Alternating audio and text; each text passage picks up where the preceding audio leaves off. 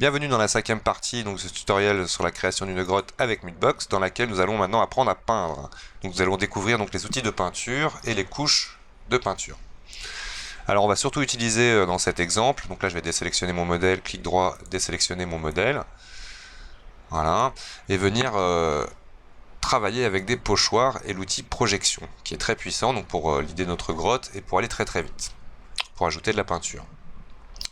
Alors déjà dans Google, je vais venir chercher une texture. Hop. Voilà. Google Images. Texture, le mot magique. Roche, par exemple. Et donc dans Google Images, chercher des images vraiment de taille minimum 1024-768. Et là, venir chercher des textures de ce genre. J'enregistre l'image sous. Et je vais les mettre dans mon dossier.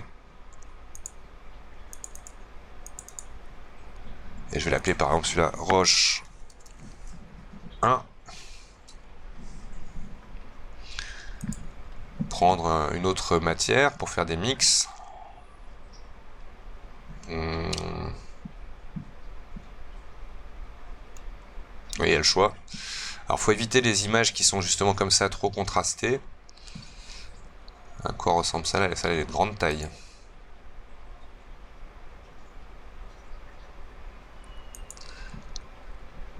Ça pourrait être sympa. Elle est un peu grosse. Ça, c'est pas mal. Enregistrer l'image sous. Roche 2. Je vais chercher de la même manière des textures de terre. De cette manière là, on retrouve tout de suite, hop, image taille réelle, enregistrer l'image sous, c'est parfait. En prendre une un peu plus éloignée au niveau de la visibilité. Je dirais que c'est à peu près la même celle-ci. Allez, une un peu plus comme ça.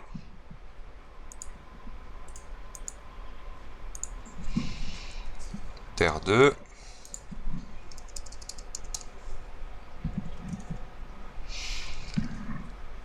Voyons voir s'il n'y a pas une texture sympathique de plus large.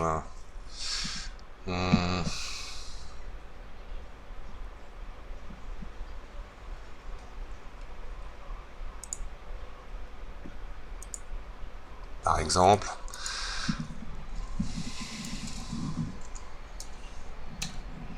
Voilà. Et donc dans Mudbox, je vais donc maintenant charger dans mes pochoirs. Donc la petite flèche ici va me permettre d'ajouter un pochoir.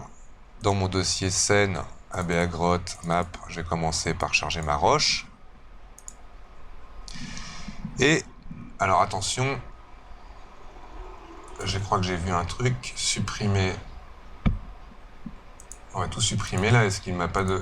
Ça a été trop vite, je vais vous montrer quand même quelques trucs. Quand je clique ici, il me propose donc de créer donc ma première couche de peinture. Et je vais le mettre en 4096. On va prendre un format PNG. Pour le canal de diffusion. On verra justement qu'on pourra apporter des détails supplémentaires de relief par le canal relief de la peinture.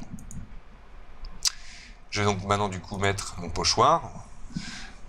Tous les raccourcis sont indiqués ici pour grossir, réduire, réorienter notre pochoir. S et les 3 boutons de la souris. Clic gauche pour la rotation, molette pour le déplacement et clic droit pour le zoom. On voit que ça n'influence pas la géométrie derrière, je vais pouvoir tourner Alt clic gauche et commencer à venir peindre. Donc je vais commencer par exemple par le haut de ma grotte. Rajouter donc comme ça directement des détails de peinture. Hop. Tester un autre tampon. Ajouter un autre pochoir, pardon, roche 2 que je vais sélectionner et voir ce que celui-là va me donner. C'est beaucoup mieux. Toc.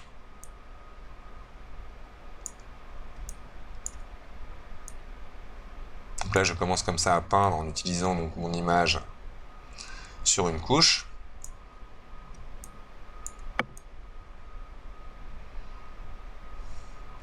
Donc bien orienter les faces par rapport à là où vous êtes en train de peindre.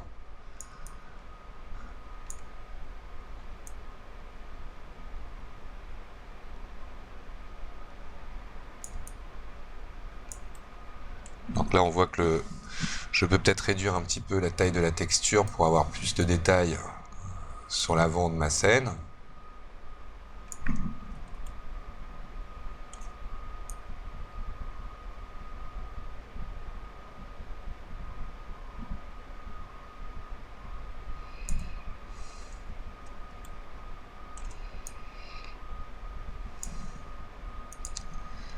Mettre un petit peu de l'autre grotte à certains endroits, de l'autre texture de grotte.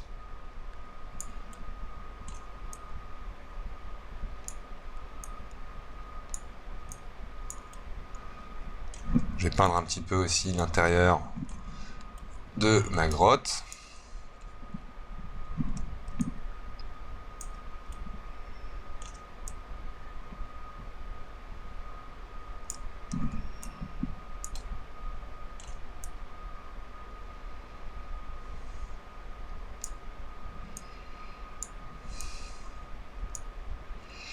Donc comme ça très vite, donc là en utilisant une image, je rajoute des détails.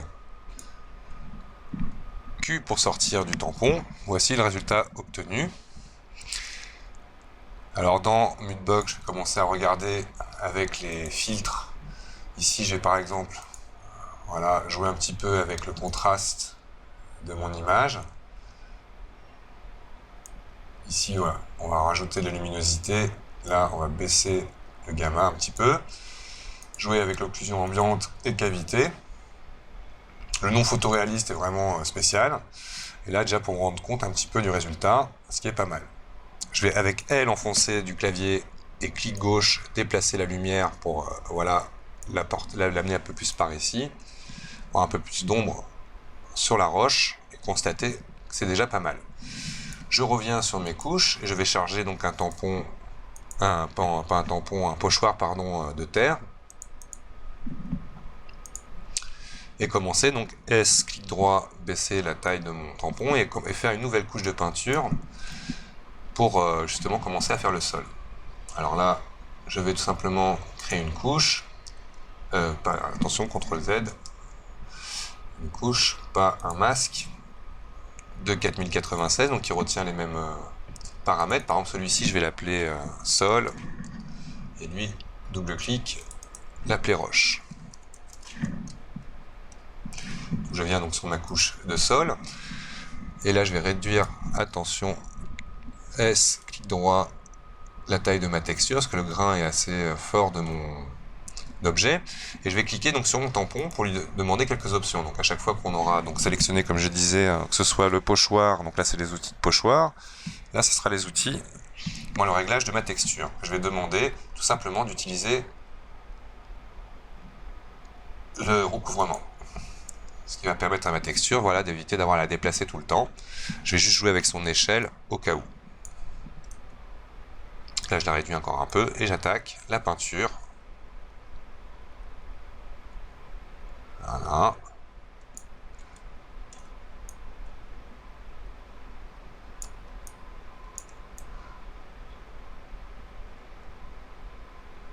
Hop, je vais charger ma deuxième texture de sol pour donner des variations de teintes. Bien évidemment, il faut que je clique dessus aussi.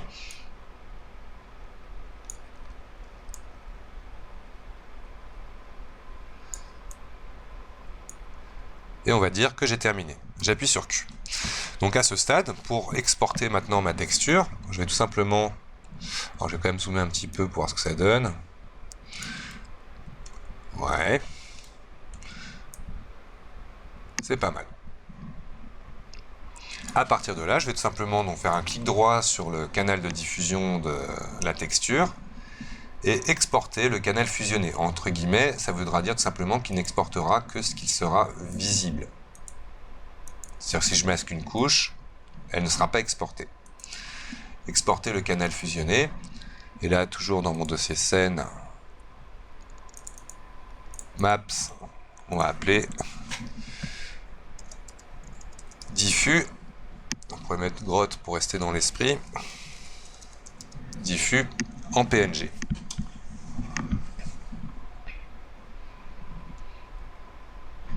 Voilà, ma texture est exportée. Je retourne dans 3D Studio Max. Dans mon dossier, alors je vais déjà ouvrir mon éditeur de matériaux dans Max. Et dans mon dossier comportant mes textures, je vais maintenant envoyer la grotte diffus dans l'éditeur de matériaux. Je vais connecter ensuite ma texture de diffus à la fois à la couleur diffuse et en plus, pour récupérer les informations de texture de cette texture dans le relief supplémentaire de ma normale. Je vais appuyer sur F4 pour qu'on ne voit pas le maillage et voici le résultat dans 3D Studio Max. Donc dans le prochain tutoriel, nous allons apprendre à mettre de l'éclairage, à régler un petit peu mieux nos textures en fonction du résultat de nos premiers rendus et donc de voir déjà donc des premières sorties d'images de 3D Studio Max. Je vous remercie d'avoir regardé ce tuto et à bientôt pour la fin de ce tutoriel.